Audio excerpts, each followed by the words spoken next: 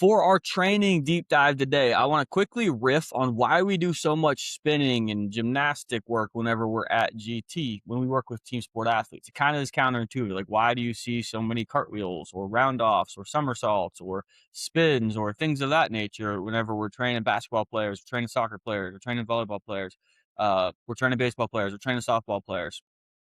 And so it's a good question. On the surface, it doesn't seem to make a whole lot of sense. But we have to take a little step deeper. Yeah, straight A student, but I'm friends with the cool kids.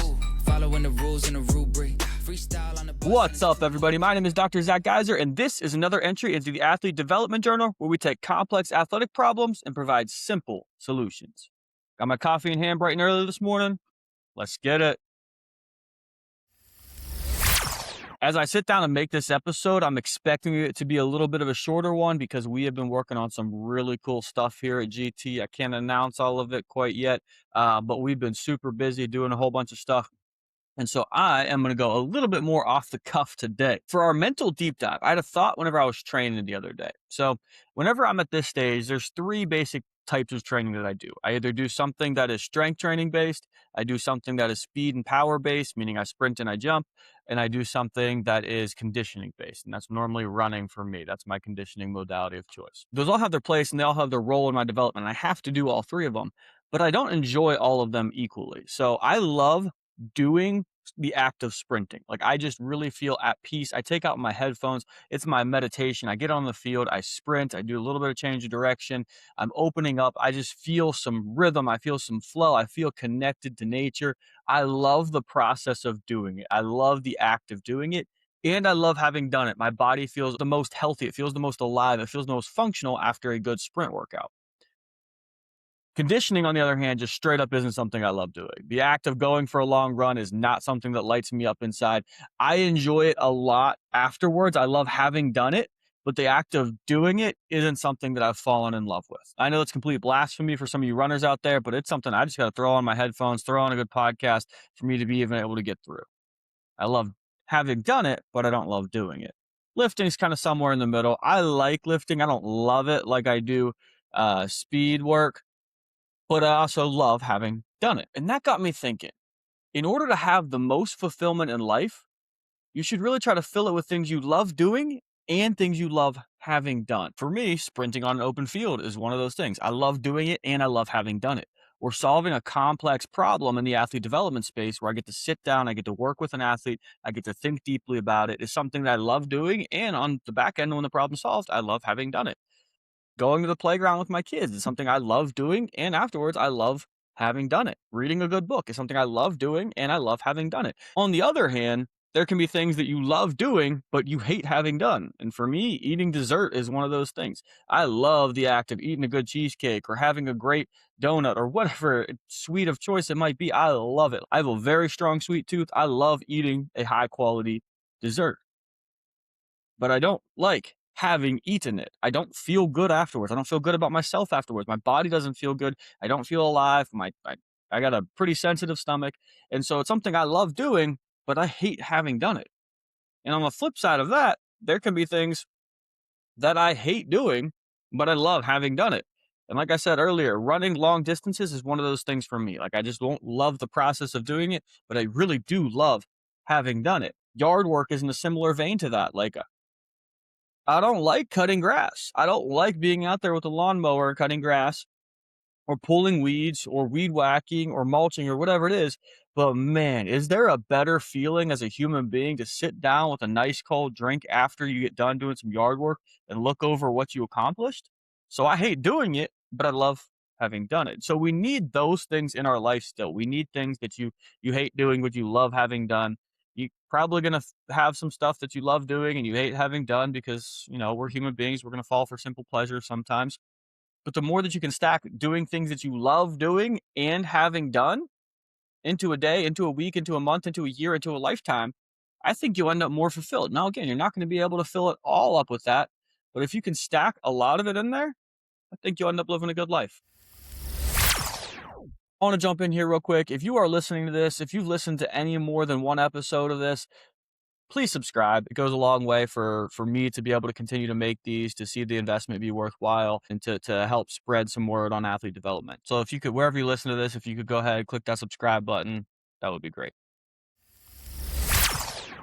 I want to quickly riff on why we do so much spinning and gymnastic work whenever we're at GT, when we work with team sport athletes. It kind of is counterintuitive. Like, why do you see so many cartwheels or round offs or somersaults or spins or things of that nature whenever we're training basketball players, training soccer players, or training volleyball players, we're training baseball players, we're training softball players?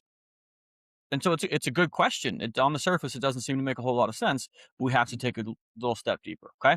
So whenever you are trying to balance yourself, and all of the sports that we're involved in involve balance in some component, you have to be able to keep yourself upright whenever in all these random weird positions. You have to be able to orient yourself in space. You have to be able to adapt to your environment and keep yourself in an upright position, or you have to be able to force yourself into a non-upright position and still be able to have control over your body and control of your and control in space.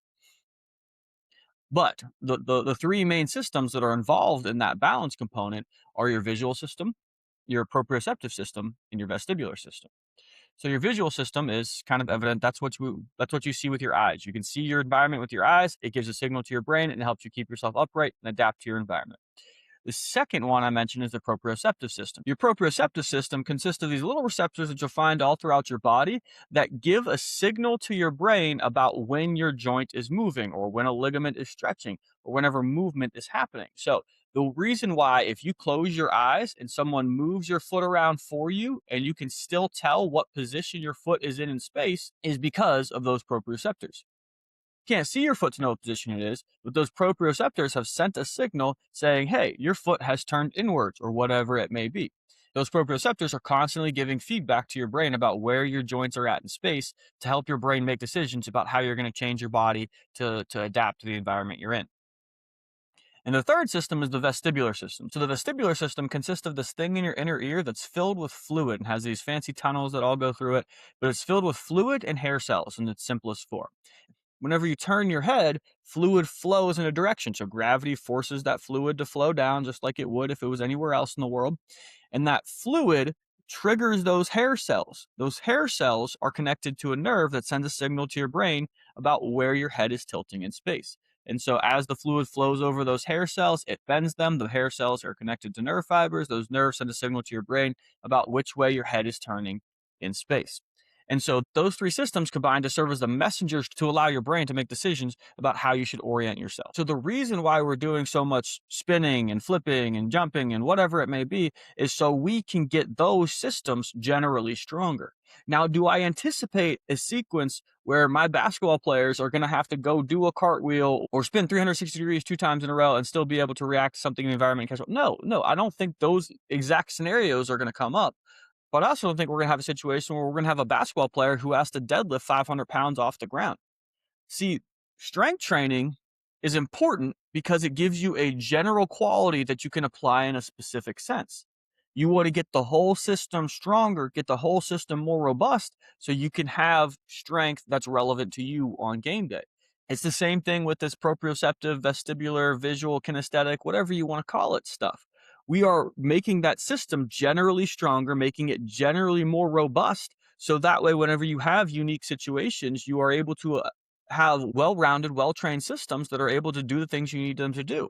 And so the example I can use for you parents out there is if you've gotten on a swing anytime recently, you probably didn't feel too good. You probably got a little bit nauseous when you started going back and forth. And you're like, man, like what? How do I feel this bad? Your vestibular system has completely atrophied. Okay, so you used to do all this spinning, jumping, all of this crazy vestibular work when you were a kid, and then you stop doing it for 20 years whenever you're going through young adulthood. And then it's like, oh, whoa, man, like what's going on here? Your vestibular system has gotten super weak and it's not able to perform at a high level. So we take the counter approach. We're going to actively train that vestibular and proprioceptive system so it can be as robust and efficient as possible. So that way, whenever you need it on game day, it's there.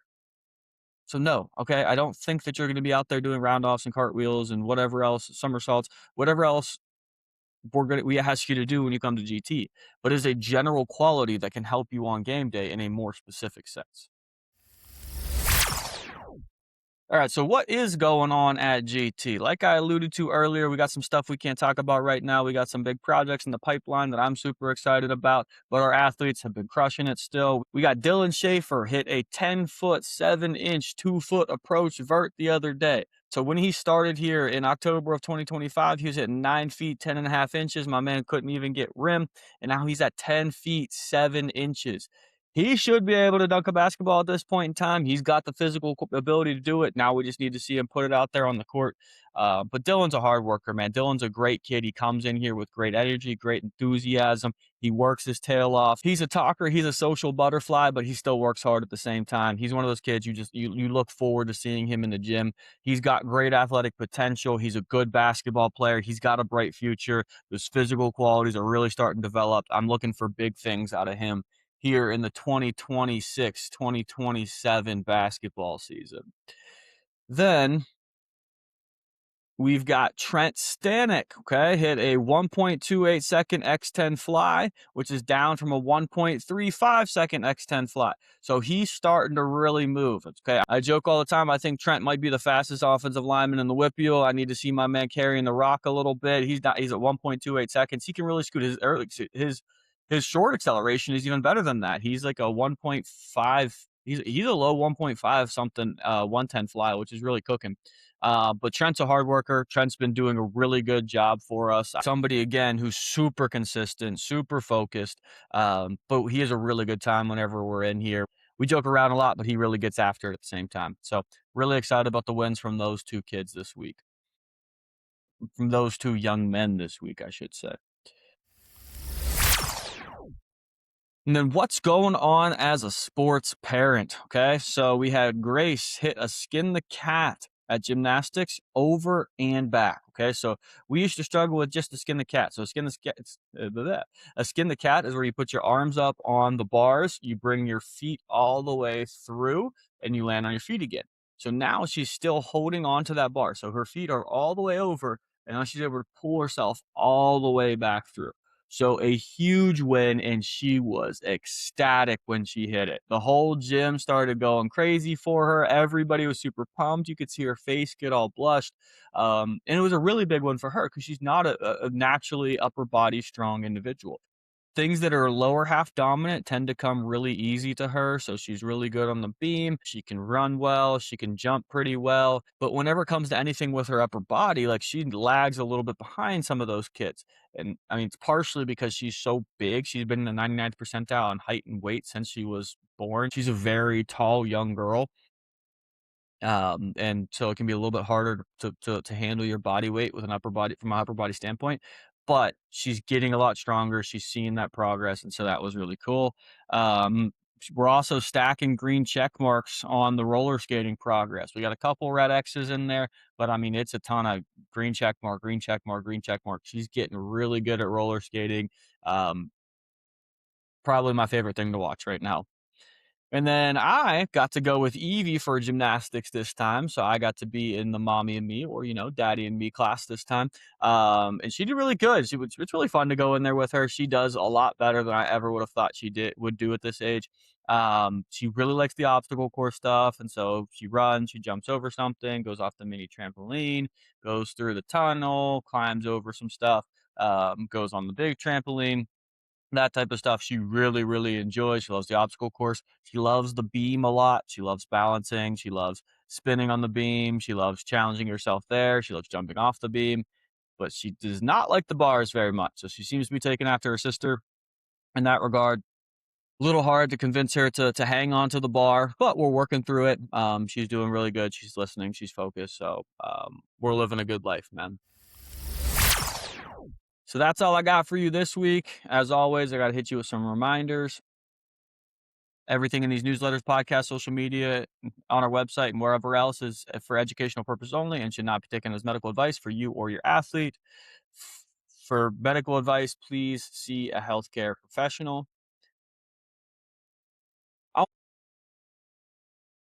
Until next time, go be great out there.